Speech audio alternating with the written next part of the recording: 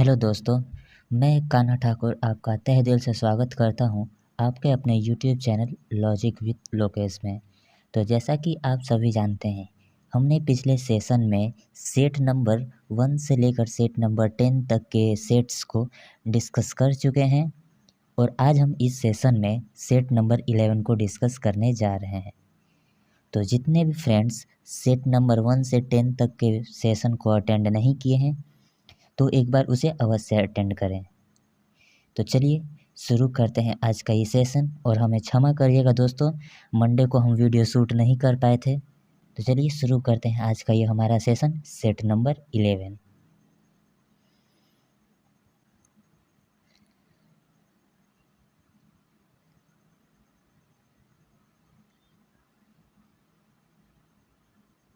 प्रश्न संख्या 2 है, 31 अक्टूबर 2020 तक प्राप्त जानकारी के अनुसार भारत में डैश राज्य और डैश केंद्रीय शासित प्रदेश हैं। तो भारत में 28 राज्य और 8 केंद्र शासित प्रदेश हैं। ऑप्शन नंबर सी हमारा सही उत्तर हो जाएगा दोस्तों।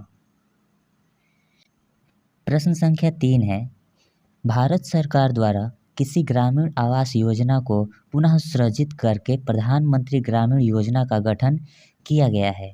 तो जवाहर ग्राम समृद्धि योजना के तहत प्रधानमंत्री ग्रामीण योजना का गठन किया गया है। ऑप्शन नंबर बी हमारा सही उत्तर हो जाएगा। प्रश्न संख्या 5 है, भारत में कितने संगठन संयुक्त राष्ट्र के अंग हैं? तो टोटल 26 संगठन संयुक्त राष्ट्र के अंग हैं। ऑप्शन नंबर डी हमारा सही उत्तर हो जाएगा। प्रश्न संख्या 6 है, कंप्यूटर पर रिमोट लॉगिन की सुविधा कौन प्रदान करता है? तो ये हमारा टेलनेट द्वारा होता है। ऑप्शन नंबर डी हमारा सही उत्तर हो जाएगा। प्रश्न संख्या 8 है, भारत के त्रिचरण नाभिकीय शक्ति कार्यक्रम की स्थापना किसने की थी? डॉक्टर होमी भाभा भारत के त्रिचरण नाभिकीय शक्ति कार्यक्रम की स्थापना की गई थी। ऑप्शन नंबर ए हमारा सही उत्तर हो जाएगा। प्रश्न संख्या 9 है, 2018 में जकार्ता में आयोजित एशियाई खेलों में किस देश ने प्रथम स्थान प्राप्त किया है? तो चीन द्वारा 2018 में जकार्ता में आयोजित एशियाई खेल में प्रथम स्थान प्राप्त किया है। तो ऑप्शन नंबर डी हमारा सही उत्तर हो जाएगा। प्रश्न संख्या 10 है, महात्मा गांधी ने लॉर्ड इरविन को लिखे अपने पत्र में कितनी मांगें की थी, जिनमें से कुछ मांगों को गांधी इरविन समझौते के रूप में स्वीकार किया गया था? 11 मांगें द्वारा प्रस्तावित की गई थी उनके पत्र में, जो लॉर्ड इरविन द्वारा गांधी इरविन समझौता के रूप में स्वीकार किया गया। ऑप्शन नंबर डी हमारा सही उत्तर हो जाएगा। प्रश्न संख्या 12 है, world book and copyright day कब मनाया जाता है? तो 23 अप्रैल को world book and copyright day मनाया जाता है। ऑप्शन नंबर सी हमारा सही उत्तर हो जाएगा। प्रश्न संख्या 16 है, 1920 से 1922 में असहयोग आंदोलन को नेतृत्व किसने किया था? तो महात्मा गांधी द्वारा असहयोग आंदोलन का नेतृत्व किया गया था। ऑप्शन नंबर डी हमारा सही उत्तर हो जाएगा। और असहयोग आंदोलन 1 अगस्त 1920 को प्रारंभ हुआ था दोस्तों। यह डेट और ईयर याद रखिएगा। बढ़ते हैं अगले प्रश्न की तरफ। प्रश्न संख्या 18 है, भारतीय राष्ट्रीय कांग्रेस के पहले मुस्लिम अध्यक्ष कौन थे? बदरुद्दीन तैयबजी भारतीय राष्ट्रीय कांग्रेस के पहले मुस्लिम अध्यक्ष थे। ऑप्शन नंबर ए हमारा सही उत्तर हो जाएगा। प्रश्न संख्या 19 है, भारत के अंतरिक्ष कार्यक्रम का जनक किसे माना जाता है? तो विक्रम साराभाई को भारत के अंतरिक्ष कार्यक्रम का जनक माना जाता है। ऑप्शन नंबर ए हमारा सही उत्तर हो जाएगा। प्रश्न संख्या 20 है, इनमें से कौन सा देश 2023 में एशियाई कप फुटबॉल टूर्नामेंट की मेजबानी करेगा? चीन द्वारा देश 2023 में एशियाई कप फुटबॉल टूर्नामेंट की मेजबानी की जाएगी। ऑप्शन नंबर सी हमारा सही उत्तर हो जाएगा। प्रश्न संख्या 25 है, 2018 में 11वां विश्व हिंदी सम्मेलन कहाँ आयोजित किया गया था? मॉरिशस में 2018 में 11वां विश्व हिंदी सम्मेलन आयोजित किया गया था। ऑप्शन नंबर ए हमारा सही उत्तर हो जाएगा। प्रश्न संख्या 28 है, 2020 के मानव विकास सूचकांक के अनुसार कौन सा देश दुनिया में पहले स्थान पर है? नॉर्वे 2020 के मानव विकास सूचकांक के अनुसार दुनिया में पहले स्थान पर है। ऑप्शन नंबर बी हमारा सही उत्तर हो जाएगा। प्रश्न संख्या 30 है, धनावेशित आयन को डैश कहा जाता है? तो धनायन को धनावेशित आयन से संबोधित किया जाता है। ऑप्शन नंबर सी हमारा सही उत्तर हो जाएगा। प्रश्न संख्या 31 है, भारत ने अपने पहले परमाणु बम का परीक्षण कब किया था? 1974 में भारत द्वारा अपने पहले परमाणु बम का परीक्षण किया गया था। ऑप्शन नंबर डी हमारा सही उत्तर हो जाएगा। और दोस्तों, प्रश्न संख्या 31 से रिलेटेड हम कुछ आपको इम्पोर्टेंट नोट देना चाहेंगे जो आपके एग्ज़ाम के पॉइंट ऑफ व्यू से बहुत इम्पोर्टेंट है और हर परीक्षा में अलग अलग तरीके से ये प्रश्न पूछे जा चुके हैं। तो पहला है, 18 मई 1974 को भारत ने 12 किलो टन क्षमता का पहला परमाणु परीक्षा किया था। दूसरा है, 1974 में हुए परमाणु परीक्षण का कोड नाम स्माइलिंग बुद्धा था। तीसरा है, पहला नाभिकीय विस्फोटक संयुक्त राज्य अमेरिका ने 16 जुलाई 1945 में किया था। और चौथा है, वर्तमान में विश्व के 8 देशों ने प्रामाणिक रूप से परमाणु बम का परीक्षण किया था, जो कि निम्नलिखित है। हम आपको इसका चार्ट दे देते हैं, आप इसको नोटपैड में अवश्य ही नोट कर लीजिएगा। तो चलिए बढ़ते हैं अपने अगले प्रश्न की तरफ। प्रश्न संख्या 35 है, रोलेट एक्ट डैश में पारित किया गया था? तो यह 1919 में पारित किया गया था। ऑप्शन नंबर सी हमारा सही उत्तर हो जाएगा। प्रश्न संख्या 39 है, भारत में राष्ट्रीय पंचायती राज दिवस कब मनाया जाता है? तो 24 अप्रैल को भारत में राष्ट्रीय पंचायती राज दिवस मनाया जाता है। ऑप्शन नंबर डी हमारा सही उत्तर हो जाएगा। प्रश्न संख्या 44 है, अक्टूबर 2020 तक भारत को कितनी बार संयुक्त राष्ट्र सुरक्षा परिषद में अस्थायी सदस्य में तौर पर चुना गया है? अक्टूबर 2020 तक भारत को 8 बार संयुक्त राष्ट्र सुरक्षा परिषद में अस्थायी सदस्य के तौर पर चुना गया है। ऑप्शन नंबर सी हमारा सही उत्तर हो जाएगा। प्रश्न संख्या 45 है, भारत सरकार की निम्नलिखित में से कौन सी व्यवस्था भारत में प्रत्यक्ष विदेशी निवेश एफडीआई को आकर्षित करने के लिए नहीं है? तो भारत सरकार ने घोषणा की उद्यमिता पाठ्यक्रम का प्रबंधन राज्य सरकारों द्वारा किया जाएगा, यह कथन नहीं है। ऑप्शन नंबर सी हमारा सही उत्तर हो जाएगा। प्रश्न संख्या 46 है, भारत ने किस पंचवर्षीय योजना के दौरान मिश्रित अर्थव्यवस्था का विकल्प चुना? दूसरी पंचवर्षीय योजना के दौरान मिश्रित अर्थव्यवस्था का विकल्प चुना गया। ऑप्शन नंबर बी हमारा सही उत्तर हो जाएगा। प्रश्न संख्या 48 है, श्वसन तंत्र से संबंधित विभिन्न रोग किस प्रकार के प्रदूषण के कारण होते हैं? तो यह प्रश्न हम आपके लिए छोड़ते हैं दोस्तों। इसका उत्तर हमें कमेंट बॉक्स में अवश्य ही दीजिएगा, क्योंकि ये सवाल बहुत ही आसान है और हर परीक्षा में पूछे जाते हैं। इसका जवाब आपको अवश्य ही मालूम होगा, तो हम इंतज़ार करेंगे आपके जवाब का। बढ़ते हैं अगले प्रश्नों की तरफ।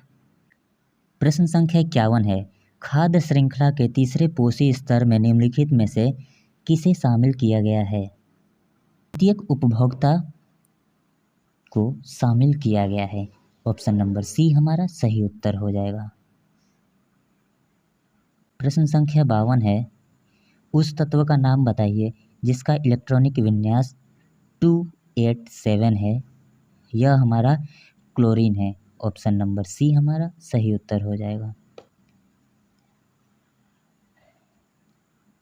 प्रश्न संख्या 53 है, कौन सा शहर स्वर्णिम चतुर्भुज राजमार्ग नेटवर्क का हिस्सा नहीं है? तो हैदराबाद स्वर्णिम चतुर्भुज राजमार्ग का हिस्सा नहीं है। ऑप्शन नंबर ए हमारा सही उत्तर हो जाएगा।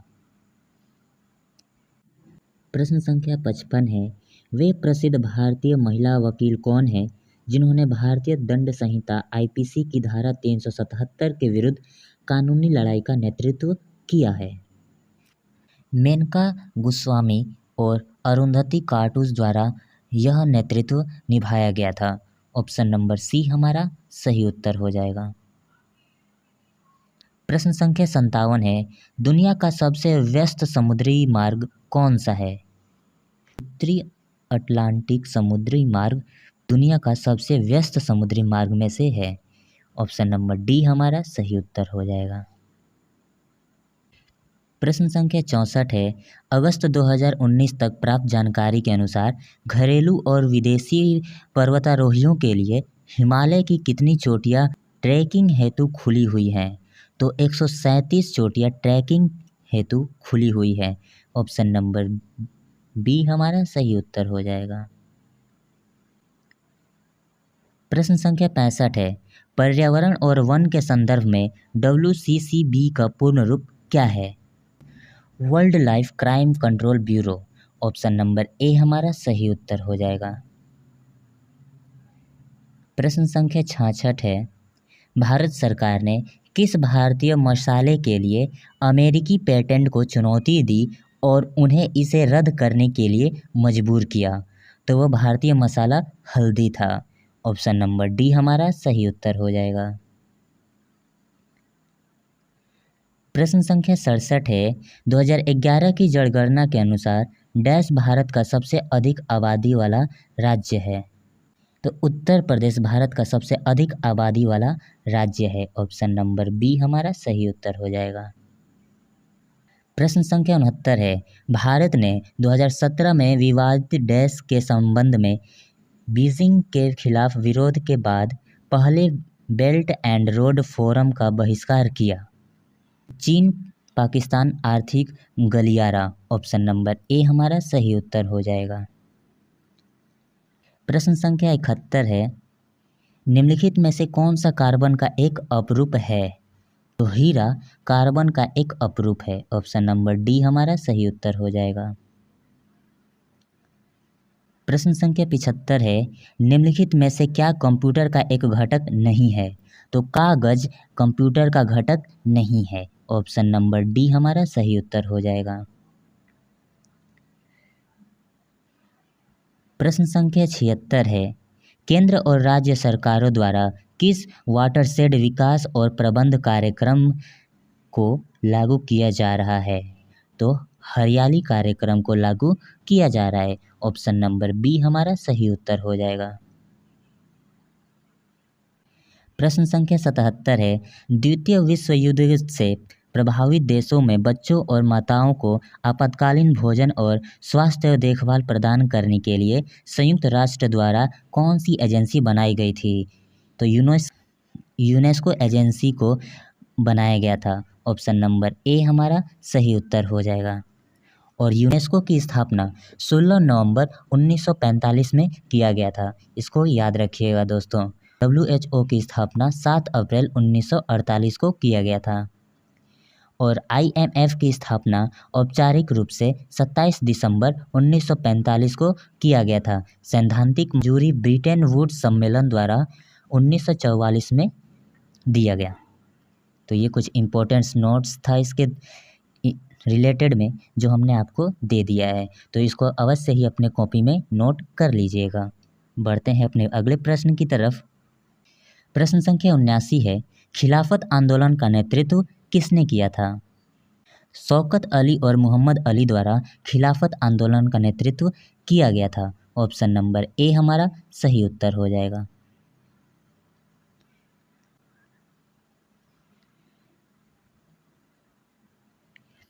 प्रश्न संख्या 81 है, 2019 की GDP रैंकिंग के अनुसार अर्थव्यवस्था के आकार के संदर्भ में भारत की रैंक क्या थी?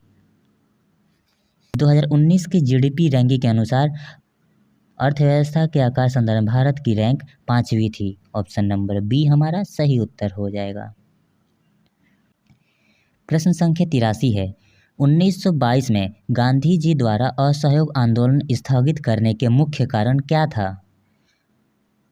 तो उत्तर प्रदेश में चौरी चौरा पुलिस स्टेशन में उग्र भीड़ द्वारा आग लगा दी गई थी। यह मुख्य कारण था कि गांधी जी असहयोग आंदोलन को स्थगित कर दिए। ऑप्शन नंबर ए हमारा सही उत्तर हो जाएगा। तो दोस्तों, आज का सफ़र हमारा प्रश्न संख्या 83 तक ही था। यह सेशन आपको कैसा लगा हमें कमेंट बॉक्स में अवश्य ही बताइएगा, क्योंकि आपका फीडबैक हमारे लिए महत्वपूर्ण योगदान निभाएगा। और हाँ दोस्तों, जाने से पहले हमने जो आपको प्रश्न पूछा था उसका उत्तर हमें कमेंट बॉक्स में अवश्य ही दीजिएगा। ठीक है दोस्तों, क्योंकि इससे आपका प्रैक्टिस भी हो जाएगा और हमें समझ में आ जाएगा कि आपको अच्छे से समझ में आ रहा है। तो चलिए मिलते हैं अगले सेशन में। तब तक के लिए अपना ख्याल रखिए, स्वस्थ रहिए। राधे राधे।